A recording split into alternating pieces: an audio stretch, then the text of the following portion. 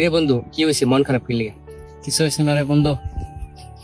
আরে বন্ধু, আমার সাথে মিথ্যা বলে লাভ নাই, তোর মুখ দেখে বুঝতেছি কিছু একটা হয়েছে। সবাইকে নিজের মানুষ ভাবছিলাম, কিন্তু আমার খারাপ সময়ে কাউকে পাশে পাইলাম না। জানিস, খারাপ সময় মানুষকে একটা ভালো জিনিস শেখায়। কি? কে সত্যি তোর আপন, কে সময় কাটানোর মানুষ, এটা তুই বুঝতে পারবি। হ্যাঁ রে বন্ধু, তুই ঠিকই বলছস। দেখ, সবাই চলে গেলেও আমি তো তোর পাশে আছি। বন্ধু মানে শুধু হাসাহাসি না, বন্ধুর খারাপ সময়েও তার পাশে থাকা।